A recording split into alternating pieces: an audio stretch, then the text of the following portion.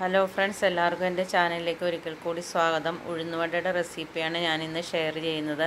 അതിനായി ഈ ഒരു കപ്പിന് 1 കപ്പ് ഉഴുന്ന് എടുത്തിട്ടുണ്ട്. 250 ml കപ്പിൻ്റെ അളവിലുള്ള കപ്പാണിത്. അതിനുശേഷം ഉഴുന്ന് 2-3 പ്രാവശ്യം നന്നായിട്ടൊന്ന് കഴുകി വൃത്തിയാക്കുക.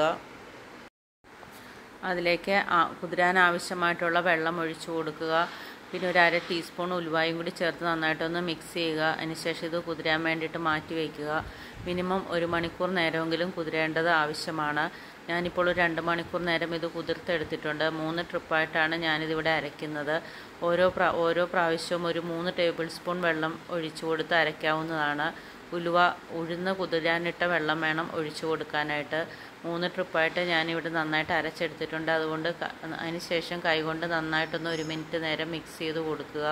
അതിലേക്കൊരു 4 ടേബിൾ സ്പൂൺ മൈദ, 2 ടേബിൾ സ്പൂൺ അരിപ്പൊടി, അതിനുശേഷം ഒരു 4 നുള്ള് ബേക്കിംഗ് സോഡ ഇത്രയും ചേർത്ത് കൊടുത്ത് നന്നായിട്ടൊന്ന് മിക്സ് ചെയ്ത് ഒരു അരമണിക്കൂർ നേരം ഇതൊന്ന് പൊങ്ങി കിട്ടാൻ വേണ്ടിയിട്ട് മൂടി വയ്ക്കുക.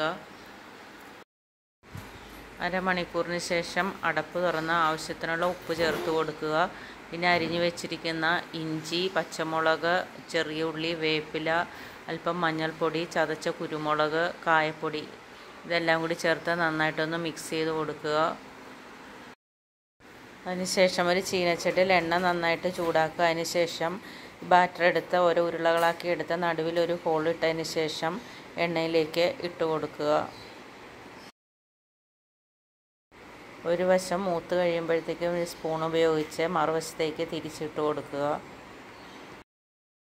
ഇതുപോലെ 2-3 പ്രാവശ്യം തിരിച്ചും മറിച്ചു വിട്ട് 2 സൈഡും ഗോൾഡൻ നിറമാകുന്നത് വരെ ഫ്രൈ ചെയ്യുക.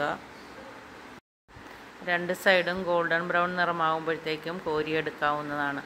വീഡിയോ ഇഷ്ടപ്പെടുകയാണെങ്കിൽ ഷെയർ ചെയ്യാനും ലൈക്ക് ചെയ്യാനും സബ്സ്ക്രൈബ് ചെയ്യാനും മറക്കരുത്. ഇനി അടുത്ത എപ്പിസോഡിൽ വേറെ റെസിപ്പിയായിട്ട് കാണാം. Bye bye.